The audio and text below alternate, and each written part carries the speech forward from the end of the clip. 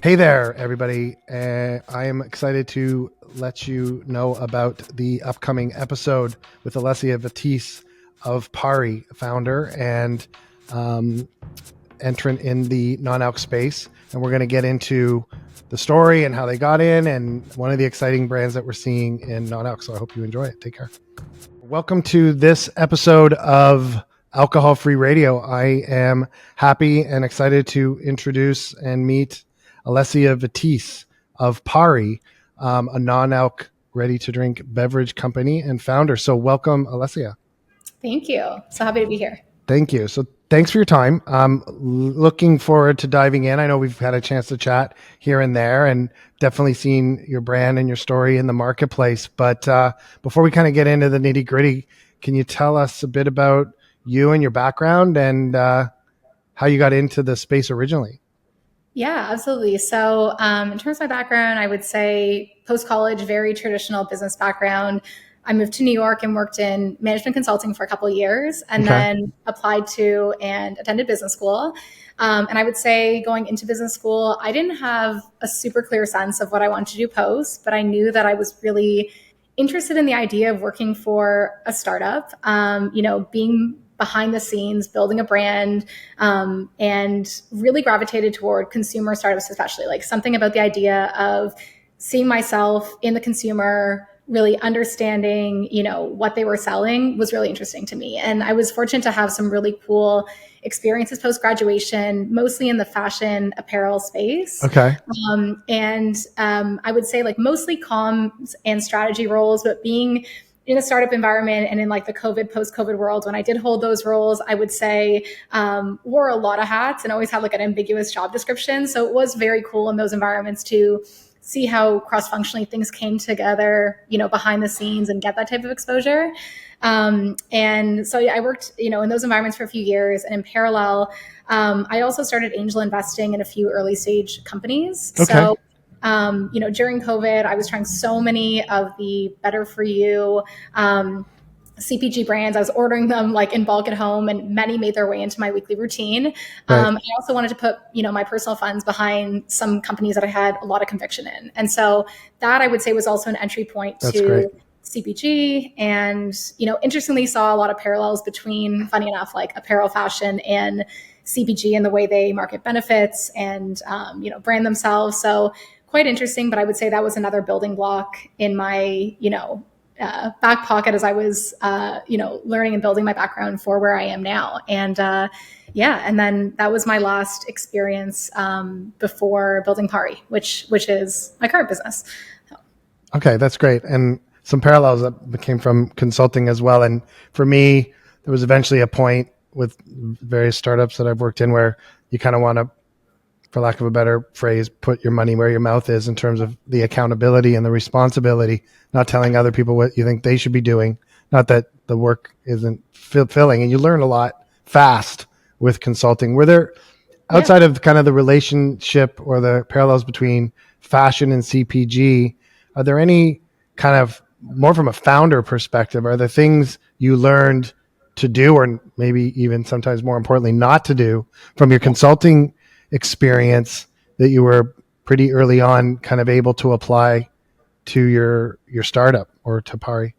Yeah, it's a great question. I would say like most of the companies I consulted for were like large multinational organizations. Yeah. So it was, on one hand, so different. Like it wasn't that scrappy behind the scenes, experience. A lot of times there were a lot of red tape and like very slow moving. But I do think those really taught me to, how to bring myself up into speed on things quickly and move things like processes forward. And I would say through like that and my investing experiences and pretty much actually every role that I've held where I've seen teams operate, I think it really underscored the importance of having the right partners beside you, whether it's like the vendors you're partnering with or your employees. I think it can be make or break for start to have those right people beside you helping build the brand, because you can't do it alone. And so I think that has been a key thing that's been in the back of my mind as I build relationships in this industry and get my own brand going. Yeah, I think that's a great one. I mean, at the end of the day, coming back to people and hiring ideally people with the strength and experience and kind of get out of their way, but set them up for success. That's great. So, okay, so we'll move it forward a bit. you leave consulting, you've invested in a couple of startups in the health and wellness, better for you space, and you're coming up to what eventually becomes Pari. But how did you get the idea in terms of taking on something? It's a beverage, it's in the adult non-alc space, it's an RTD. How did you go from kind of interest in the space, investing in the space, through to your specific branding and customer kind of segment and the beverages you chose to focus on? Yeah, so definitely like a bit different from my background. Even though there were all the learnings, I was and still am pretty new to beverage, but I'd always had it in my mind. I love the startup world, and I wanted to start something one day when I felt like I was excited about an idea.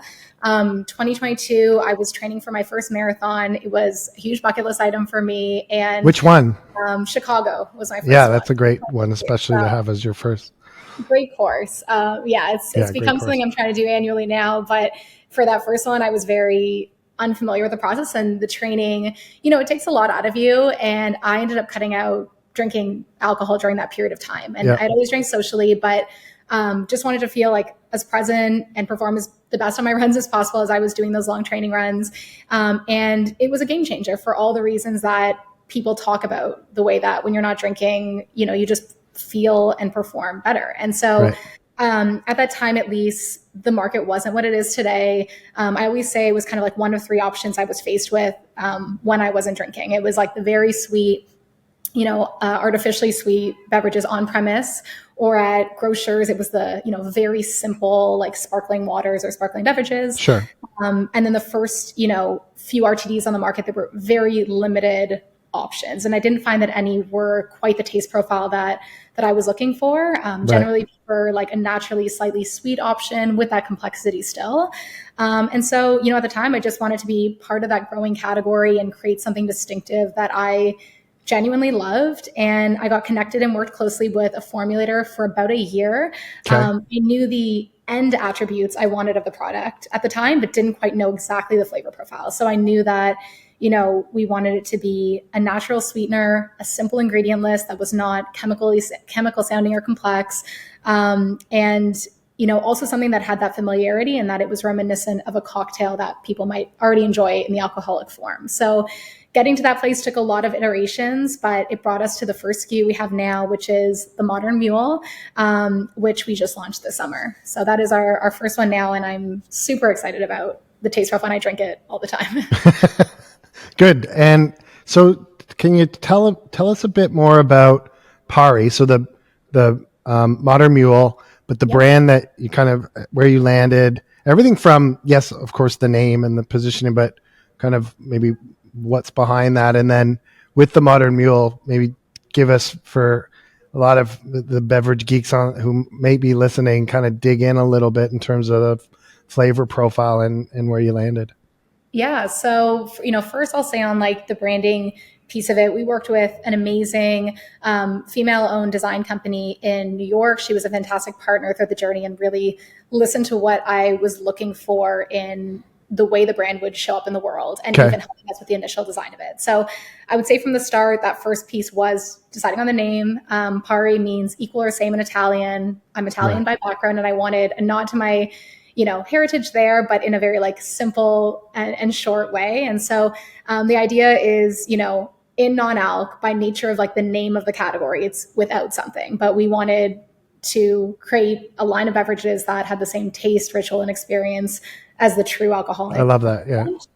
So that was the idea there behind the name. And I think something we really wanted to get across with the design that came up in a lot of conversations, I mentioned the simple, familiar ingredient list being a key attribute in the first drink, but something we want in all future drinks. And we wanted the exterior of that to really reflect. So instead of going for like the very bright, showy, colors that maybe like some companies use to really stand out in shelf, we wanted something that was true to us. And as a minimalistic brand, we wanted that like chic, minimalistic, somewhat feminine branding, as I would say. It's mostly a millennial, Gen Z women. That's mostly the audience that we serve. And so that was really what reflected in that final packaging and design of the brand. So that was kind of the behind the scenes, getting that to the place it was. And then talking through the first SKU, like I said, I didn't, as much as I do love Moscow mules, I wouldn't say I went in necessarily knowing what the first SKU would be, but like Right. communicating those attributes to the formulator we worked with. And what we landed on was a drink that, I would describe somewhere between a more elevated, complex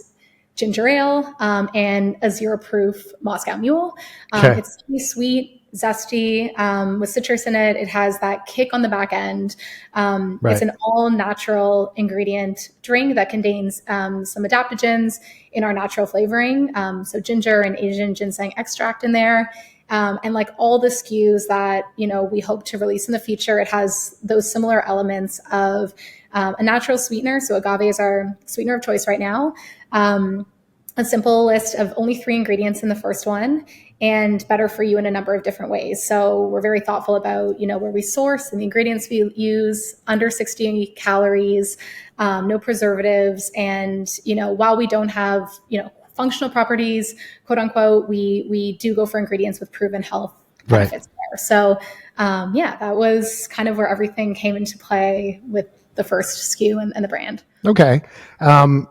So that's the fun stuff, the brand, the production, the formulation. Now you're running a business, operations, getting to market, sales, supply chain, logistics.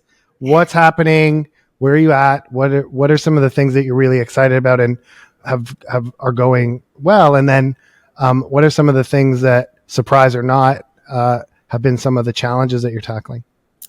Yeah, so I can definitely chat through, first the retail side of things, because that has been very new to me, but I know it's so important to get the right placements, get eyes on them, and then get those purchases there. So right now, I would say in these early months since we launched in the summer, just getting into local and specialty retailers specifically that are focused on, butter-free products, CPG, some non-outdoors. It's amazing to see like some of those non-alc bottle shops popping up. So pitching, getting ourselves on wholesale sites to be seen by those brands. That's been a huge effort, I would say, in those first few months to actually get us on shelves. Right. And then leading the demos in those markets as well. I would say that, I'm in stores, almost every week leading a demo, getting it in front of customers. And I think that's been huge for us in terms of, it's not an uncommon strategy in CPG, but, getting us in front of customers to try it and get that feedback as well. So like validate what we hoped would in the drink, to get feedback about things. Yeah, it's fundamental. The next formulation of it, and the whole thing, and even thinking about like how we refine the pitch over time as we talk to real people.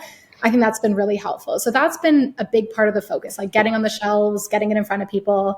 I would say on the other side of that, to your question on challenges, it's been similarly like trying to figure out how we grow from here. So we're direct distribution right now, but really excited in 2025 to be looking to bring on a distributor early in the year. And so figuring out how we move from these specialty local partners where we know them well to actually moving to larger retailers and regional retailers. So that will, I think, be a big challenge, coming into the new year, but also a really exciting opportunity for us. And when we get into those, everyone says like getting on the shelf is half the battle, but then actually getting those retail velocities and partnering with those who we can have mutual success with to try to actually win on shelf when we're there as well and have people purchasing them. So that's, I would say, where a lot of my energy is going right now, and where I think a lot of opportunity and challenge will come in the new year. Okay. I think, it's getting on the shelf. It's no small thing, but I think it's actually less than half compared to staying on and creating pull and, being in the store and doing a lot of that hard work and just kind of wood chopping of going in and doing tastings again and telling the story 1,000 times. Relative to the story as the founder, as how you envision the product and the brand and the positioning, and based on being out in the field and talking to customers, are there some things that have surprised you around how customers have experienced or their perception of the brand that you wouldn't, if you had sat in a planning room with consultants for a year, you never would have come up with? Just some examples of where you've been, good or bad, surprised in terms of how the customers have received the brand and the liquid. Yeah, that's a great question. I think one that was somewhat unexpected, and I've definitely mentioned this before out there, but I 100% envisioned it as a standalone beverage, especially launching it during summer. Like how I pictured this drink was someone would crack it open, it would be at like a party or a picnic, or a rooftop, like something in that summer, like kind of Right. grab and go. And RTD is meant to be convenient. Right. But interestingly, I would say what has made its way into our pitch now through direct feedback from customers is like this could be a great mixer because it's like a light, refreshing carbonated beverage. It could be paired with another non-alcoholic drink if you're fully cutting out. And we've played around with different ones Yeah. when we're doing, non-alc bottle shops when we're in those environments, actually like mixing these Sure. different things. Yeah. But even for those who are cutting back but not cutting it all together, a lot have suggested like, oh, I can mix this with my favorite spirit at home. And I'm Yeah. I like, was going to say, yeah, but how many people have told you it goes great with vodka? yeah, exactly. Like it's intended in the original version. So that's been kind of a fun extra piece and that we've gained from speaking to people, and it comes up in various forms in conversations like that suggestion. And I would also say just like the importance of where we merchandise in store. So not every store has a dedicated non-alc Yeah. section, Most. but Right. evolving toward that, and the importance of, especially because we're not priced the way that alcohol is, but we are priced, more expensive than the traditional like soda, of Sure. course. And so making sure that we're also like advocating for ourselves in retailers where we're placed, because for people who are getting that education in the moment for the first time on the category when we're doing the demos, making sure they see us in that right spot and understanding that we're more a mocktail and an elevated complex beverage. I think that's been key too, to kind of see us like in the store and have those conversations in store. Okay. Have That's interesting. The Have you had the experience just in terms of people coming up and expecting an alcohol experience, but it's a non-alcohol experience? I know we have more, so some of the experience we have is with the non-alc wine, so it's a bit Yeah. more of a trade-off, and we'll get the experience more of like, it's less now than it used to be, but the people walking up, seeing the wine glass, seeing the wine bottle, seeing the liquid, then realizing it's not wine, and then there's like shaking their head and walking away. Like that's the worst idea I've ever heard. Have you had any kind of, that might not be a great comparison, but more negative examples, not Yeah. because it's not a great brand and product, but just things that have kind of just surprised you more in terms of the adoption of the category? Yeah, it is. It is a great question. I think that perhaps it's because I lead the pitch with this is a mocktail or a non-alc beverage. I'm not quite getting that like surprise, but I do find that often like the first piece of like the first comment out of a lot of people's mouths is, "Oh, it does taste like the real thing." Right. So I think like Which is good. they can understand quickly what it is. I wouldn't Yeah. say I've had that experience, but maybe that's just because I so quickly jumped to say it, Yeah. and maybe You headed sometimes off at the pass. like, yeah, they're not expecting it. But I mean, in the non-alc bottle shops, that's definitely like people come in and they're like, really, no alcohol here? And I think there is some surprise Yeah. there. So like in terms of broader adoption of the category, but I don't know if I quite have like a specific anecdote, but I will say like, as much as for those of us who are in the industry, we see it as like widespread now and the market is becoming a lot more competitive, even there are so many out there, I still think it's a big portion of the population that while they've adopted the habits that we know to be true, which is like they're cutting back or cutting out, they don't really have that familiarity with the category still. So I still think sometimes there's that back and forth of explaining like what it is, and no, we don't necessarily have like cannabis or like another functional piece, and like this is kind of how we're playing. I think there's still a bit of that back and forth that we're seeing sometimes, but yeah, that's probably like my most common experience. That's cool. Okay, so given where you are now, kind of looking into the future, what are some of the things you're focused on kind of right away? You were talking about kind of venturing beyond, retail, working with distributors and things like that, in addition to direct. Are there some things that you want to highlight or can call out in terms of your objectives for like the next 12 months? Yeah, so definitely, expanding in retail and onboarding with a distributor early in the new year, that I would say is a big focus right now.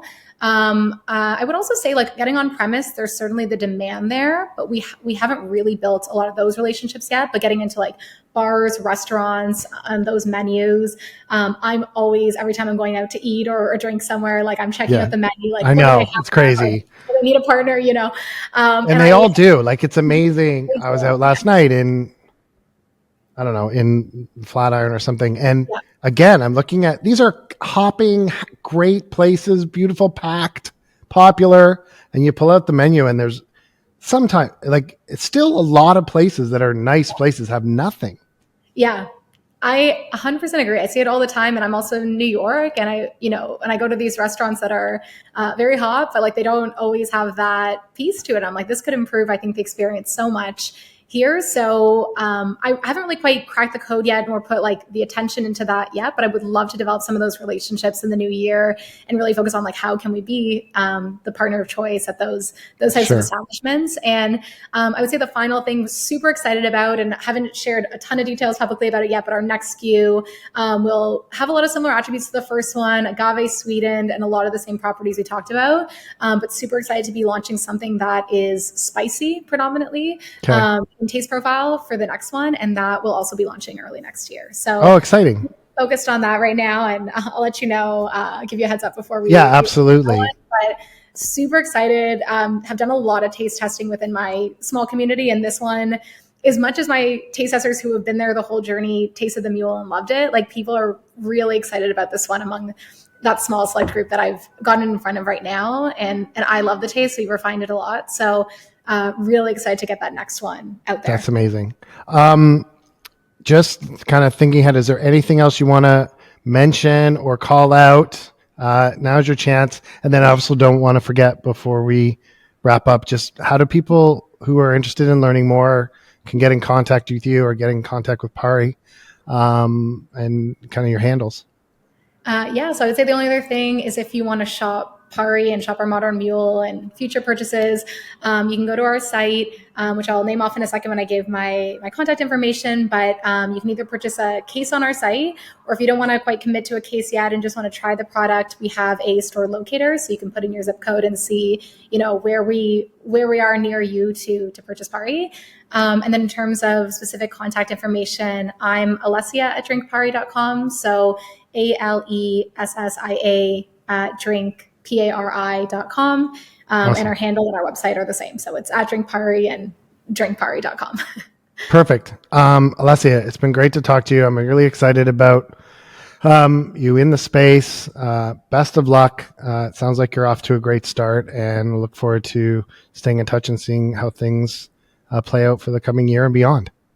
Thank you. Thanks for having me. Yeah, absolutely. Take care. Well, we hope you enjoyed this episode of Alcohol Free Radio. We'd love to hear from you. Send us a message on social media or through email at hello@betterroads.com. Great to be here with you all together. Take care.